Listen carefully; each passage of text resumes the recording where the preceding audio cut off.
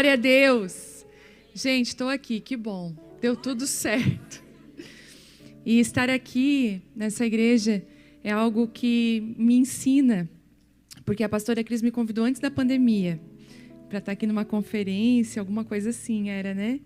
E aí não deu certo, gente, porque logo depois do convite dela, fechou tudo, né? Não sei como que foi aqui, mas a pandemia chegou marcando um tempo, né? Hoje a gente fala assim, foi antes da pandemia, foi depois da pandemia, já percebeu isso? Como que a pandemia realmente marcou um tempo. Mas eu estou muito feliz de estar aqui porque isso me ensina de que Deus, Ele faz tudo na hora certa. Não é na hora que a gente quer, não é na hora que a gente imagina, mas né, é na hora que Ele quer. Então eu fico muito feliz de estar aqui no tempo de Deus, que é algo que eu tenho pedido muito para o Senhor. Senhor, eu quero viver no Teu tempo, eu quero andar na Tua agenda. Ano passado a minha agenda estava muito corrida. E eu fiz uma entrega, né? Eu peguei a minha agenda e disse assim, Deus, eu não quero mais andar na minha agenda.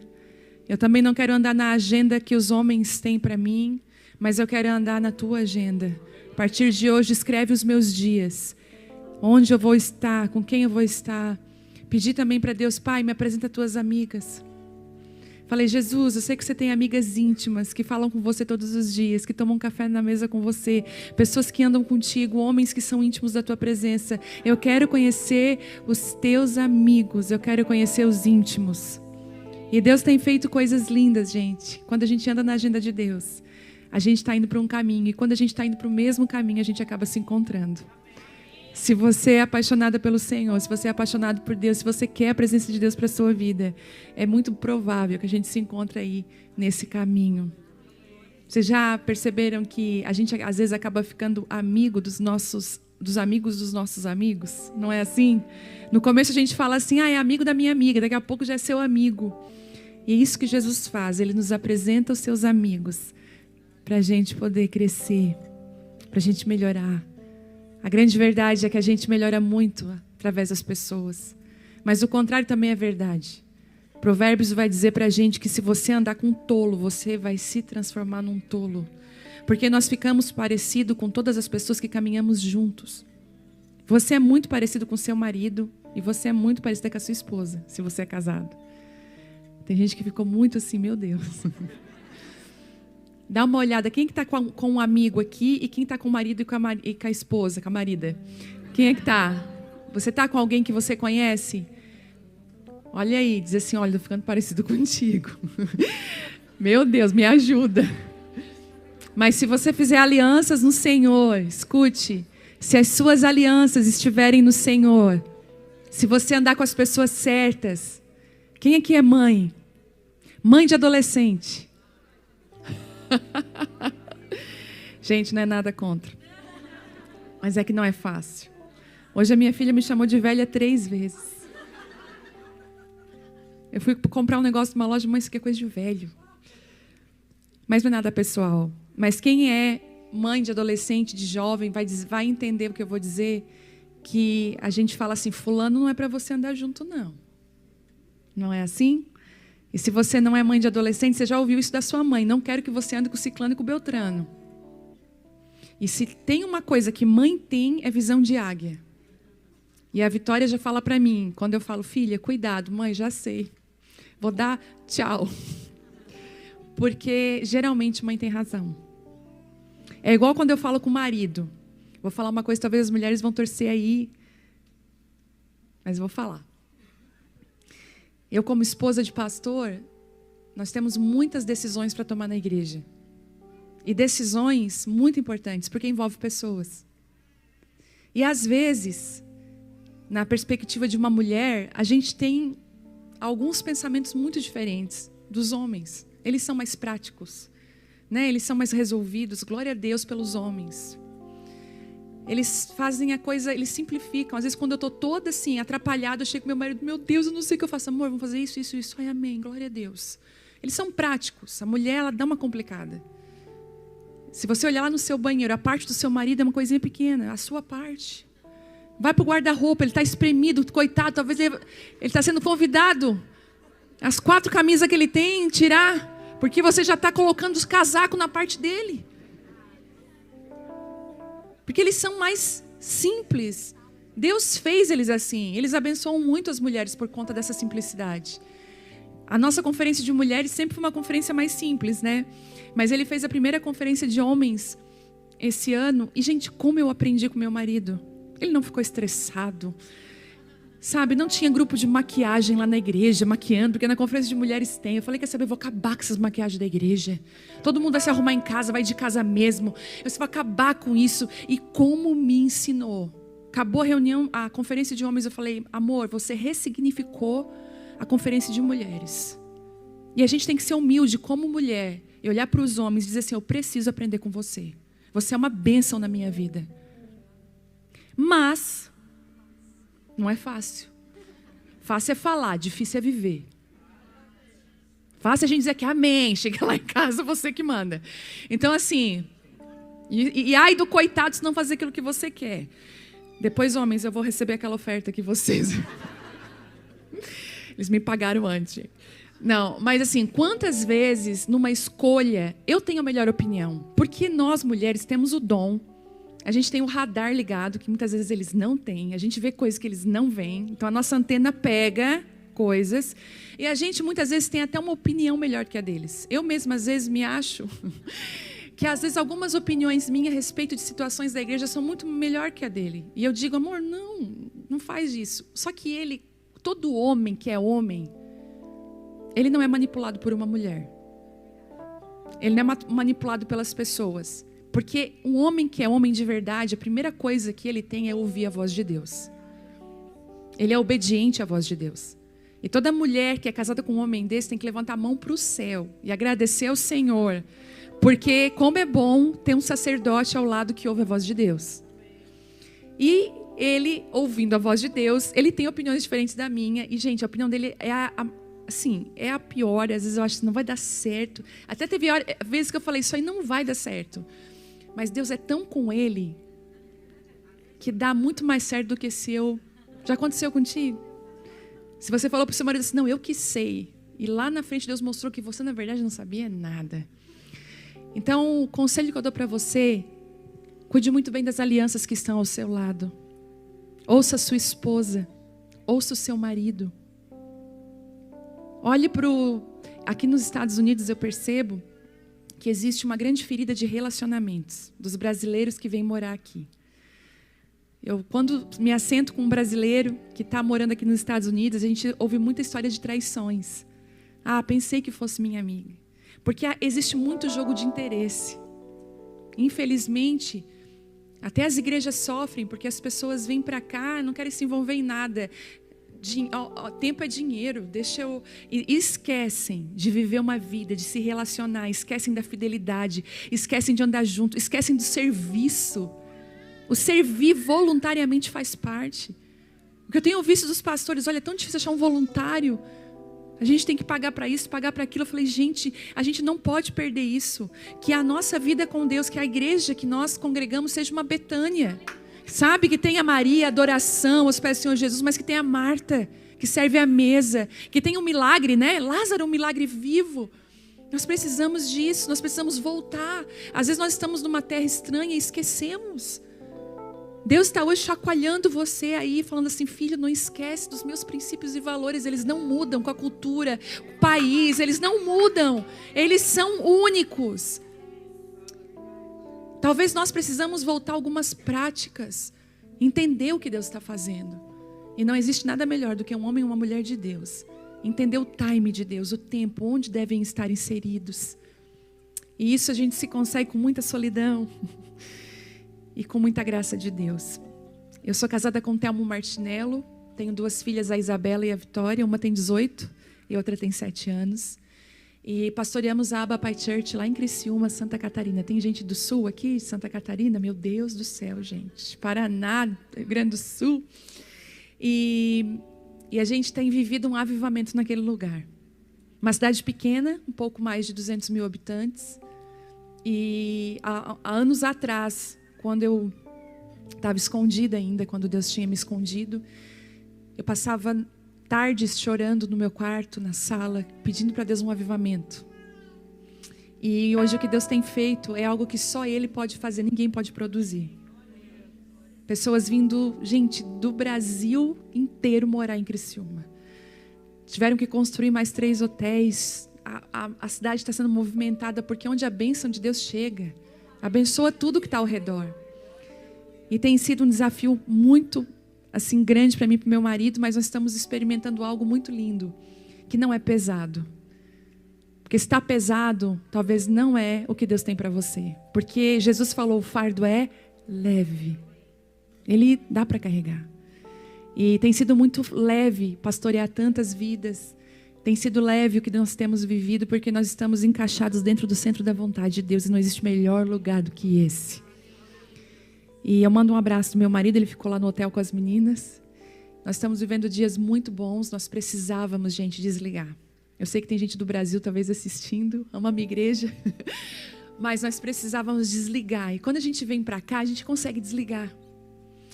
E nós estamos numa semana difícil no Brasil, né? Muito difícil. Ai, Jesus. E choro, lágrimas, jejuns, né? Posicionamento. E eu peço que você ore pelo Brasil, ore pela nossa nação. Que Deus não abandone o Brasil. E eu creio que Ele não vai abandonar. Que Deus nos ajude com graça e sabedoria. Bom, a palavra que Deus colocou no meu coração para trazer para vocês hoje é quando as crises chegam. Meu Deus, e elas chegam para todo mundo. Não existe ninguém aqui capaz de dizer assim, eu nunca vivi uma crise, seja ela em que âmbito for. Porque se a gente falar de crise é uma coisa muito vaga. Mas a gente pode ter crises nas nossas emoções, crise financeira, crise no casamento, crise de identidade, medos, momentos que a gente pensa, não vou dar conta, não vou conseguir. E eu queria que você abrisse Atos dos Apóstolos, no capítulo 27.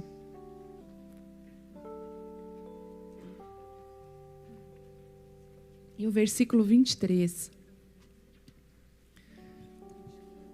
Isso, Atos 27, 23. Eu costumo dizer que nós somos a geração de Atos 29. A gente já está continuando escrevendo os atos da igreja. Amém? Tem alunas do Casa de Isabel aqui, gente? Sempre tem as filhas da casa. Amo vocês. Fico muito feliz de me encontrar com vocês aqui. Muito feliz. Depois quero dar um abraço bem apertado. A gente está junto todos os dias, né? Eu tenho uma... Você pensa, o que é Casa de Isabel, né? Eu vou explicar. Eu tenho uma mentoria online de 2 anos. Era 1 ano, agora é 2 anos. E chama Casa de Isabel. Por quê? Porque quando Maria recebeu uma palavra profética que ia gerar Jesus, o anjo falou assim, ó, e a sua parenta, Isabel, está grávida no 6º mês. Ele deu uma dica. Eu te dei uma palavra profética, agora eu vou te conectar com a pessoa certa que vai fazer isso aí acontecer. E Maria vai para a casa de Isabel e ela aprende como que ia cuidar de Jesus, uma mulher mais velha, experiente. E a casa de Isabel tem sido uma casa de mentoria. Uma mulher adiantada no processo, ajudando uma mulher que está começando agora. Mas olha que interessante. Uma mulher adiantada no processo não significa que vai carregar algo muito maior do que Maria carregava. Porque Maria carregou João Batista, mas... Isabel carregou João Batista, mas Maria carregou Jesus. Como a gente precisa de pessoas que, se vê em nós algo maior que elas, não nos matem, mas que faça gerar, que deixa nascer. Amém? Atos dos Apóstolos 27, 23 diz assim, pois ontem,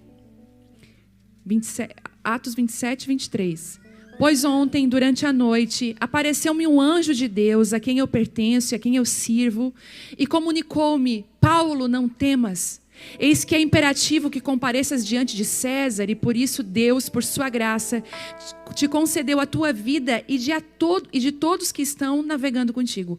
Portanto, senhores, tende coragem, pois confio em Deus, que tudo se cumprirá conforme foi anunciado, e certamente seremos arrastados para alguma ilha. Está em Atos 27, 23. De pano de fundo, Paulo está sendo levado como prisioneiro para comparecer a César, para falar da fé, né, que ele estava vivendo. Era um tempo de muita perseguição na vida de Paulo. Só que aquele navio que está caminhando para isso, o que acontece? Uma grande tempestade começa a açoitar aquele navio. Ao ponto que no 14º dia, se eu não me engano, eles perdem as esperanças de vida. Eles falaram, a gente não vai mais viver. Só que naquela mesma noite, um anjo apareceu para Paulo e disse, Paulo, fica tranquilo, está todo mundo dizendo que não tem mais chance, que não tem mais vida, que tudo acabou, Paulo. Ninguém aqui vai se perder. Inclusive, é imperativo que você compareça a César. É imperativo que aquilo que precisa acontecer, aconteça. E nada vai se perder.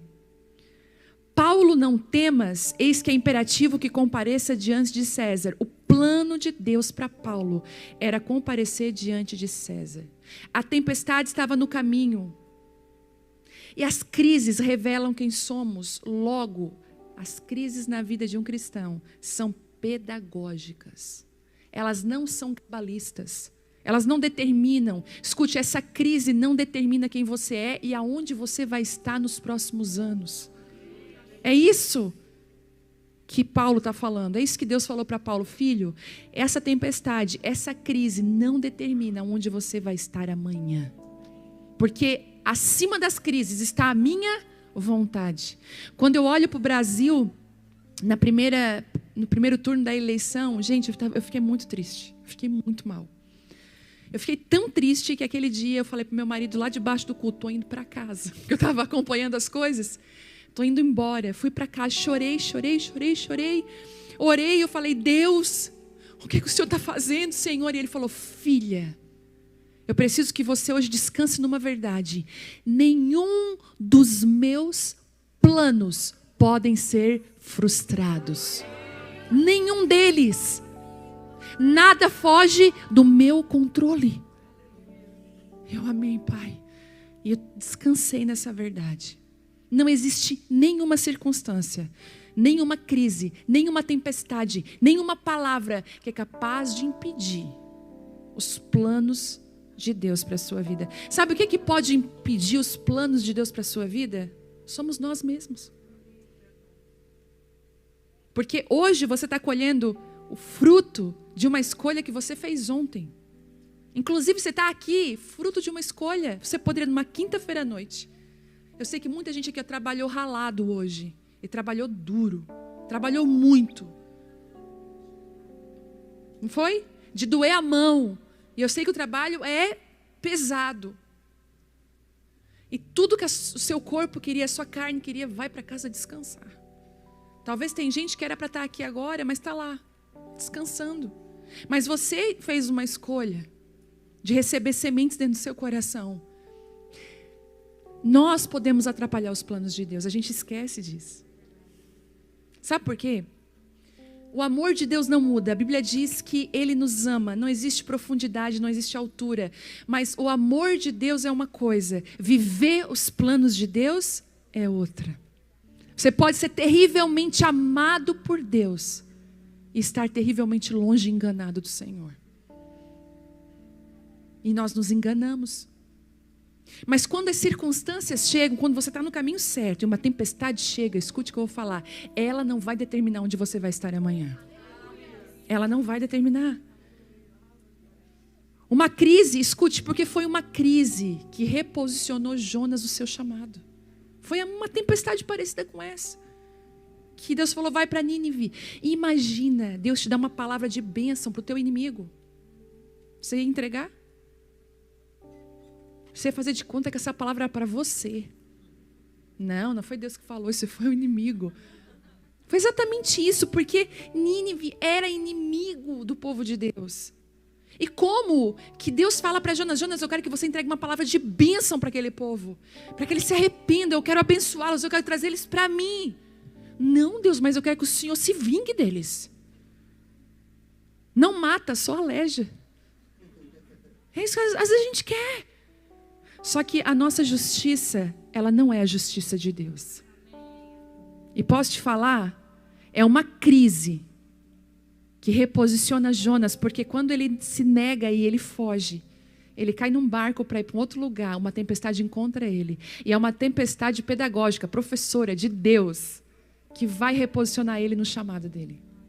Às vezes tem algumas tempestades que tocam você, até aqui nesse país, talvez para você voltar e pensar aonde você deveria estar, o que você deveria estar fazendo. posso te falar, o dinheiro não compra tudo. E a verdade é que o que tem de mais caro, o dinheiro não pode comprar. Eu estava em Dallas, a pastora a pastora é maravilhosa, gostei tanto dela, fiz uma amizade com eles, a pastora Simeia e o pastor Everton, muito queridos lá de Dallas. Uma igreja muito preciosa. E a pastora Simeia falou assim, vou te levar num shopping. Os meninos queriam comer uma pizza italiana com uma massa. Eu falei, vamos lá. Gente, aquele shopping que a gente só passa olhando, entendeu?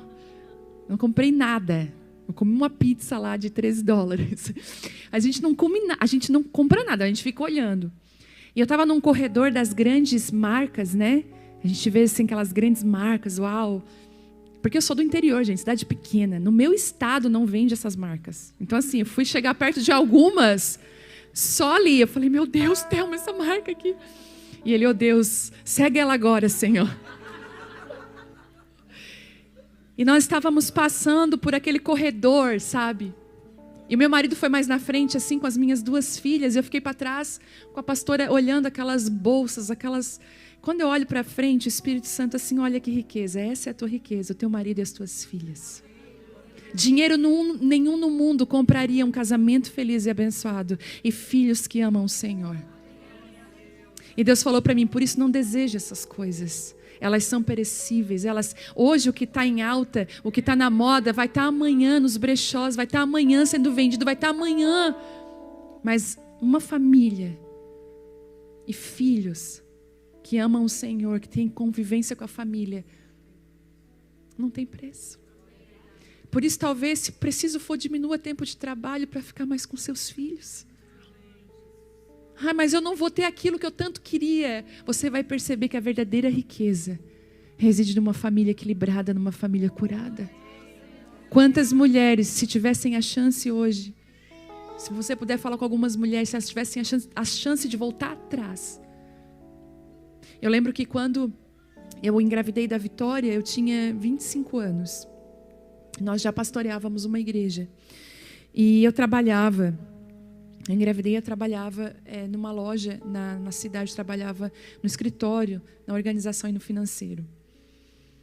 E aí eu saí, ganhei ela tal. E quando eu tentei voltar, quando eu pensei em voltar, o Senhor falou assim comigo, filha, eu sonhei com a Vitória, Deus falou para mim. Ela vai ser uma semente para as nações. Mas eu preciso de uma mãe comprometida do lado dela. Eu não quero que a Vitória se pareça com a avó, com a tia, nem com a tia da escola, com a professora. Eu quero que a Vitória tenha o coração de vocês. Mas eu falei, Deus, eu não tenho condições de ficar em casa, porque o meu salário paga isso, paga aquilo outro. E Deus falou assim, não vai te faltar nada. Gente, eu digo para vocês, não me faltou nada. Mas eu não tinha dinheiro para fazer a unha. Eu não tinha dinheiro para num casamento arrumar meu cabelo. Eu não tinha dinheiro para comprar um vestido novo. Eu não tinha dinheiro para nada. Mas sabe de uma coisa? Eu mesmo aprendi a fazer minha unha. Eu aprendi a me maquiar. Eu aprendi a arrumar meu cabelo. Eu aprendi a costurar. E aí tinha as amigas ricas, glória a Deus por elas, que elas emprestavam as roupas, eu digo as amigas ricas. Eu usei roupa de segunda mão, sim. Eu vivi milagres de Deus nos 4 anos que eu fiquei com a Vitória dentro de casa. Aí depois dos 4 anos eu pensei, ela vai à tarde para a escolinha. E ela começou a ir à tarde para a escola. E eu comecei, e Deus falava, não saia para o mercado de trabalho. Porque no Brasil, vocês sabem, 8 da manhã, 7 da noite. E eu fiz uma escolha, eu vou ficar em casa com ela. E eu comecei a fabricar pequenas joias em casa à tarde. E fui, gente, Deus foi sustentando nós, nos sustentando, nos guardando. E eu digo que hoje a riqueza que eu tenho, de ter uma filha de 18 anos, que é apaixonada pelo Senhor.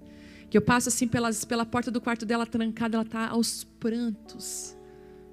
Dizendo assim, Senhor, a minha vida é tua. Enquanto amigas minhas estão em guerra, gente. Dando filho para a igreja assim, ó, vai, dá um jeito nisso. Não é a igreja que dá jeito não. É nós dentro da nossa casa, na nossa mesa. É passando o tempo junto. Então, cuidado, para que você não valorize coisas que não têm valor nenhum. E você não desvalorize aquilo que tem valor e só mais tarde você vai descobrir. Foi uma crise que fez o filho pródigo voltar para casa. E a gente está cheio de querer dar cesta básica para filho pródigo. A gente está sempre abençoando o filho não volta para casa por quê? Porque a gente não deixa ele passar pela crise. Quantas mães você conhecem de filhos já de 40 anos que moram com a mamãe, depende da mamãe, às vezes é drogado, não trabalha, e ele não cresce porque ela não deixa ele passar pelas crises que ele precisa passar. Ele não cresce porque ela não permite que ele venha sofrer as consequências dos erros dele. Gente, Deus é um pai amoroso, mas ele não vai nos livrar das nossas consequências. As nossas consequências, inclusive dos nossos erros, elas nos arrastam para o lugar que nós deveremos consertar. Não tente viver uma vida deixando muita coisa errada para trás e querer seguir como se nada acontecesse. Você vai precisar voltar lá e consertar. Você roubou, tem que devolver. Você mentiu, tem que desmentir. Você enganou, me perdoa. Você traiu, me perdoe. Não limpe a sua boca. Não fiz nada. Deus viu. E a Bíblia diz que de Deus não se zomba, porque aquilo que o homem semear, é isso que ele vai colher. Às vezes algumas pessoas precisam passar por coisas difíceis. Gente, até para ajudar, a gente tem que perguntar para Deus: eu devo ajudar? Será que eu não estou ajudando um filho pródigo? Será que eu não estou ajudando uma pessoa a se afundar mais em dívidas? Eu conheço uma pessoa que se afundava em dívida, sempre pedia dinheiro emprestado. Um dia Deus falou assim para mim: não presta mais, deixa ela sofrer as consequências. Olha o silêncio. Agora quem riu é de nervosa. Gente. E uma crise vai fazer um filho pródigo voltar para casa. Vai fazer ele voltar para o lugar que ele jamais deveria ter saído. Deus não nos livra da tempestade, mas Ele nos ensina na tempestade.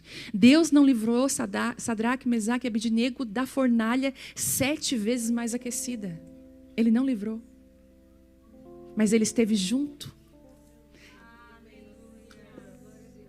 De repente, Ele olhou assim, aquele rei: mas não foram 3 que nós jogamos? Tem 4 lá.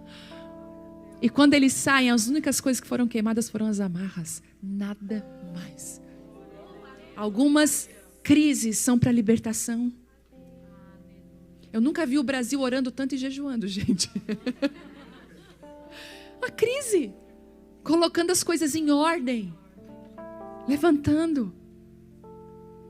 E olha o que é que diz ali: por sua graça te concedeu a tua vida e de todos que estão navegando contigo nesses nossos dias.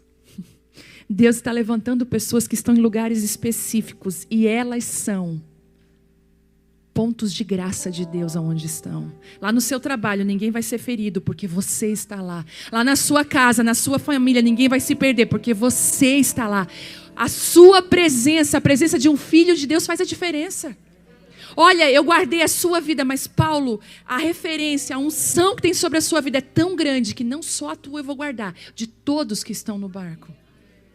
Gente, como é bom andar com gente que tem palavra de Deus. Porque Paulo fala e Deus respalda exatamente o que ele fala.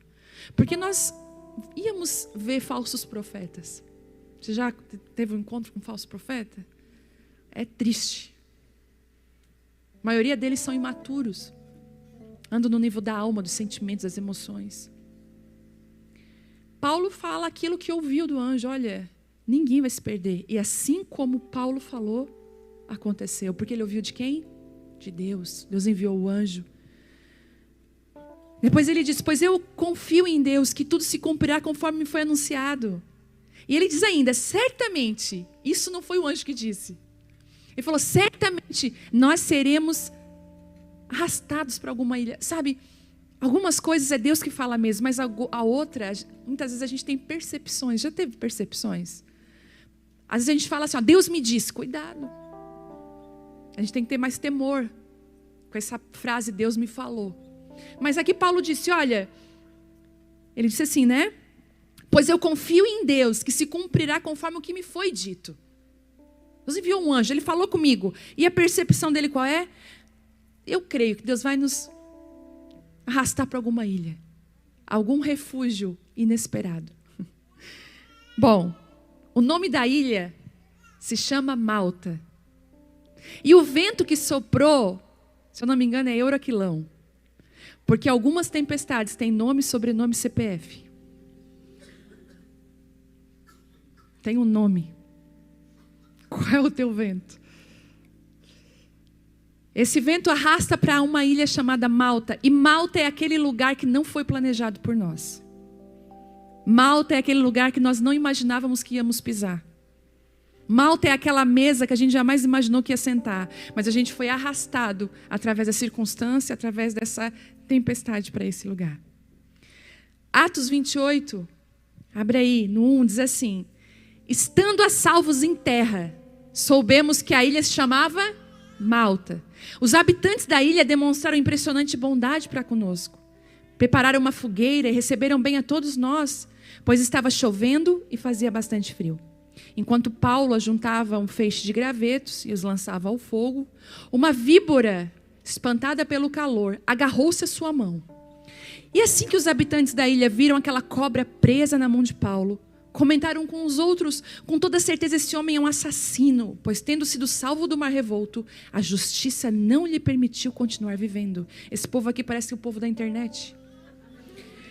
Contudo, Paulo, sacudindo a cobra no fogo, não sofreu mal algum. Eles, porém, acreditavam que Paulo começasse a inchar ou que caísse morto de um momento para o outro. Mas, havendo esperado muito tempo e observado que nada de anormal lhe acontecia, mudaram de opinião. E passaram a exclamar que ele era um deus. Nos arredores daquele lugar havia uma grande propriedade que pertencia a Públio, o principal da ilha. Ele nos convidou a ficar na sua casa e por 3 dias, generosamente, nos recebeu e nos hospedou. Todavia, seu pai estava muito enfermo, acamado e sofrendo com febre e disenteria. Paulo então foi lhe fazer uma visita e logo depois de orar, impor as mãos sobre ele, o curou. Havendo ocorrido esse fato, os outros doentes da ilha vieram também e saíram curados. Eles nos prestaram muitas homenagens e honrarias, e quando estávamos prestes a embarcar, nos ofertaram todo o suprimento de que necessitávamos para a viagem. Estando salvos em terra, sabemos que a ilha se chamava Malta. Cursos, vida diária, trabalho, ministério, situações que saem do nosso controle pode se chamar Malta. Talvez amanhã você vai dizer: eu estou numa Malta e não sabia. O navio veio, caí em Malta. Malta é inesperado, Malta não é programado, é curva na estrada, é voo cancelado, é crise, é vírus, é pandemia. Malta não estava na agenda. Malta não é programado. E Paulo nos ensina alguns princípios em Malta. Primeiro, os habitantes da ilha demonstraram impressionante bondade para conosco. Primeira coisa que eu aprendo em Malta é que Deus sempre envia alguém para nos consolar, acalentar, dar o ombro para nós, uma mensagem, uma oração, um abraço, um socorro, uma oferta, quando caímos em Malta. Tem bondade de Deus em Malta. Tem medo? Tem. Tem dificuldade? Tem. Mas tem bondade de Deus. Malta é um lugar de bondade. Malta nos ensina que nós precisamos das pessoas, mais do que do dólar. Malta nos ensina que precisamos da família, nós precisamos da igreja, nós precisamos de amigos. Mas talvez a sua vida seja tão bisada, como diz os... tão bis, que você não tem mais tempo para relacionamento. Você não tem mais tempo para um café demorado na mesa, de ter amigos no final de semana, fazer um churrasquinho. Sabe, de ter amigos de verdade, de rir e chorar junto. Malta faz esse resgate. E eu quero te abençoar nessa noite com pessoas, se você está em Malta, que carregam a bondade de Deus para a sua vida. Pessoas que vão fazer a diferença. Segundo, enquanto Paulo juntava um feixe de gravetos e os lançava ao fogo. Segunda coisa que eu aprendo com Paulo, que em Malta nós não podemos esperar a ajuda cair do céu. Ai, sofri um naufrágio. Em Malta não é hora de ser vítima. Regaça as mangas, faz aí, regaça aí, regaça. Regaça as mangas e vou ajudar a aumentar essa fogueira. Deixa eu pegar uns gravetos aqui. Deixa eu ajudar. Ele não esperou a ajuda cair do céu. Ele, sabe, em Malta, Paulo se preocupa em aquecer pessoas. Vamos aquecer. Em dias de crise, olhe para o lado, tenha misericórdia, não julgue, não seja egoísta. Tem alguém que pode estar em situação pior ou igual à sua. Seja um profeta de Deus, não um profeta do caos. Pegue graveto. Não é grande, é pequeno, mas faz diferença no fogo. Eu moro no sul, gente, é frio lá igual aqui. Só que aqui vocês têm toda essa coisa. Lá não tem. A gente tem que ter lareira, tem que ter aquecedor. Tem que ter, gente. Secador de cabelo. Sabe o que eu faço no frio? Pego o secador de cabelo, que está tão gelada a cama, que eu faço assim, as minhas filhas já esperam tremendo. Meu marido, confiado, também espera. Eu passo lá o secador, eles deitam. Ai, mãe, pelo amor de Deus. Bom, a roupa da escola também. No frio, elas estão lá tomando banho, eu estou aquecendo a roupa da escola, aquecendo as toalhas. Quem é mãe aí, coruja, sabe do que eu estou falando. 3. Assim que os habitantes da ilha viram aquela cobra presa na mão de Paulo, comentaram com os outros. Quando estamos em Malta, em dias difíceis, passando por crise, por momentos difíceis, pessoas estão nos observando e nos julgando. O tempo todo. Uma hora você é maldito, outra hora você é uma bênção. O tempo inteiro. As pessoas nos julgam. Mas sabe, posso te falar uma coisa? Tu também julga. As pessoas julgam, mas tu não julga? Outro dia uma menina veio falar assim pra mim, uma adolescente. Assim, por que tu não tá, né? Porque fulano falou mal de mim. Você perdoa fulano, vai lá, conversa, né? Ai, não. Aí eu falei, tá, tu nunca falou mal de ninguém? Ela me olhou assim. Já. Eu falei, então. Quem já? Quem aqui, gente? Não falou mal de alguém? Eu duvido alguém que nunca falei mal. A gente fala. A gente julga. E em Malta, se prepare para julgamento. Tá passando assim porque não quer trabalhar. Casamento perdeu, a culpa é dela. Ela, uma hora você é bênção, uma hora é maldição. Posso te dar um conselho? Não se importe com a sua reputação. Se importe com o seu caráter e com a sua integridade. A reputação oscila. As pessoas uma hora nos amam, outras não gostam mais da gente. Mas quem a gente é de verdade, ninguém pode mudar. E posso te falar uma coisa? Tudo que está oculto vai ser revelado. O que é bom e o que é ruim. Não se sustenta um palco, uma mentira por muito tempo. A pessoa vai se mostrar. Igual lá na igreja. Eu não fico avisando, a fulano não presta. Apesar de que tem algumas pessoas que a gente sabe que tem dificuldade. Sabe o que eu faço? Tenha a sua experiência com o fulano. Aí depois eu falei, pois é. Vamos conversar agora. Porque eu dou a oportunidade para a pessoa mudar. Eu dou essa oportunidade. Fulano, muda. Nós seremos julgados. Reputação é frágil. Reputação na mão dos homens muda a todo instante. Integridade é para Deus e Ele não muda. Então, seja no troco, seja nas palavras, seja com os amigos, seja no casamento, seja íntegro. Integridade fala de ser inteiro. Já percebeu que esses alimentos estão em alta agora? Isso aqui é integral. Por quê? Ele é inteiro, não é só uma parte. Eu não convivo só com uma parte, eu convivo com todo. Em dias de crise, tenha uma posição correta e consistente. Não seja alguém levado pela mídia ou pela maioria. Seja conduzido pelo Espírito Santo. Paulo, eles estão dizendo... Paulo sacudiu a cobra onde? No fogo. Você vai aprender a sacudir as cobras, os julgamentos no fogo de Deus. Dizer, Deus, tá aqui. Olha que interessante. Depois... eu acho engraçado isso, que agora ele vai dar um ataque, agora ele vai dar uma crise. Paulo ficou normal, mudou rapidamente. Não, agora ele é um Deus. E percebe que as pessoas ou elas nos bajulam ou elas nos criticam, porque Paulo não era um Deus.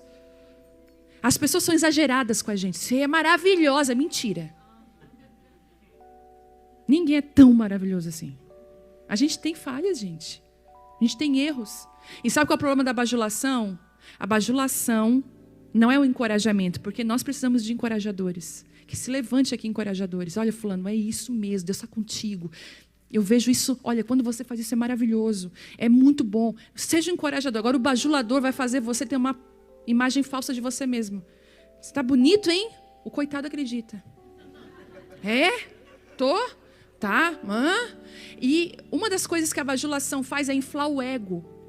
E o nosso ego é inflado, ele é frágil. Qualquer coisa estoura. Cuidado para não dar na bajulação e nem na crítica. Eu li um livro que eu quero indicar aqui, que é um livro muito bom do Bob Sorge, que é Não Ande na Crítica ou no Louvor dos Homens. Crítica ou Louvor dos Homens. Gente, eu comi esse livro. De tão incrível que ele foi para mim. Cuidado para você, porque Paulo passou de maldito a bênção assim rapidinho.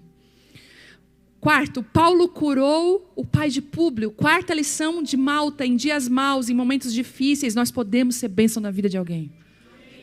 Nós podemos ser resposta na Malta de alguém. Ainda bem que você chegou. Jesus, mesmo na sua maior Malta, na cruz, ele cuidou de João e de Maria. Ele falou, olha filho, aqui está a sua mãe. Mãe, aqui está o seu filho. Ele a consolou. Em dias de crise, compartilhe seu álcool em gel, sua internet, seus recursos, suas orações, sua mesa. Eu recebi uma palavra muito linda quando uma chave virou na minha vida do meu marido. Quando Deus falou assim, agora vai começar a se cumprir aquilo que eu tenho profetizado sobre vocês. Antes de nós entrarmos nessa terra, onde as promessas se cumprem, onde realmente, gente, é incrível. Um profeta de Deus que mora aqui nos Estados Unidos foi nessa loja Home Goods, é isso? E me deu um quadro de presente. E ele escreveu a tradução do quadro em caneta atrás.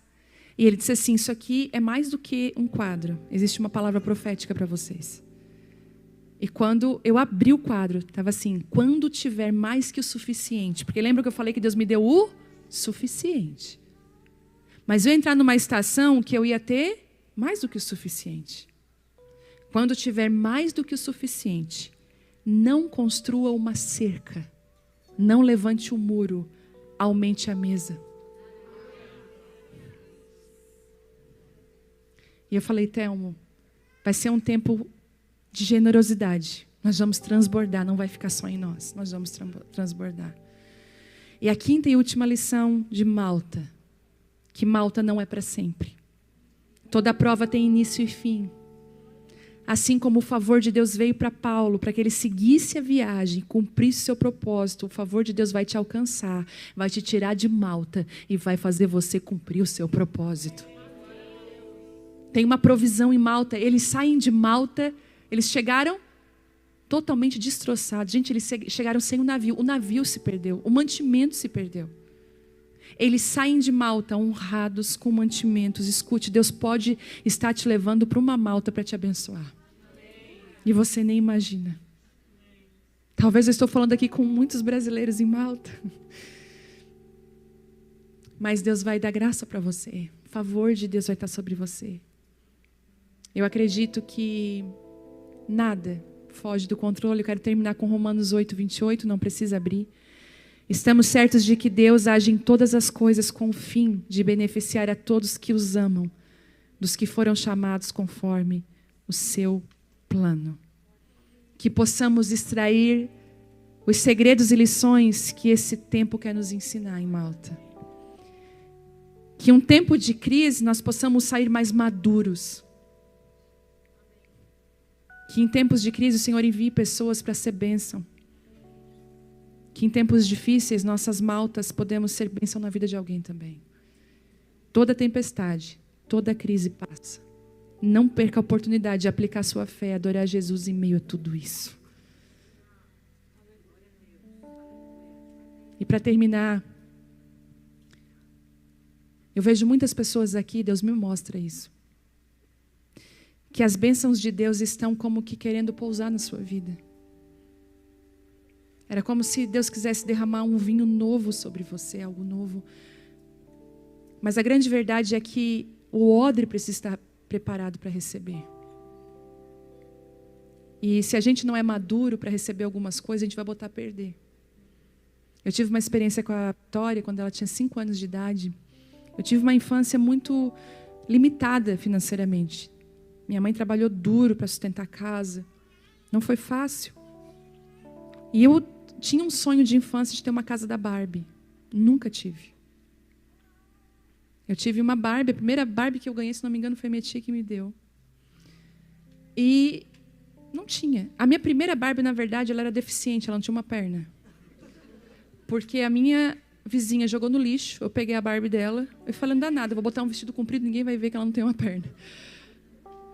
E aí, ganhei essa Barbie da minha tia que está aqui. Gente, era a Barbie mais linda do mundo. Mas eu tinha um sonho de ganhar uma casa da Barbie, eu não tinha condições, nós não tínhamos condições. Eu cresci, casei, tive uma filha, quando ela tinha 5 anos. Nós estávamos com um dinheirinho contado. Eu falei, Thelma, vamos dar uma casa da Barbie para a Vitória, ela quer tanto.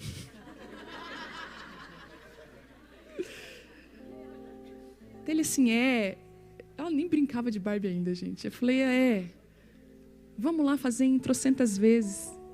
A loja tal faz em 12 vezes, vamos. Tá, então vamos. Gente, cheguei com aquela casa da Barbie com ela, eu abri com ela. E ali começou a transparecer que as minhas intenções realmente não eram que era para minha filha. Porque ela queria abrir, porque vinha pasta de dente, creme dental bem pequenininho, ela queria brincar. Eu falei, não!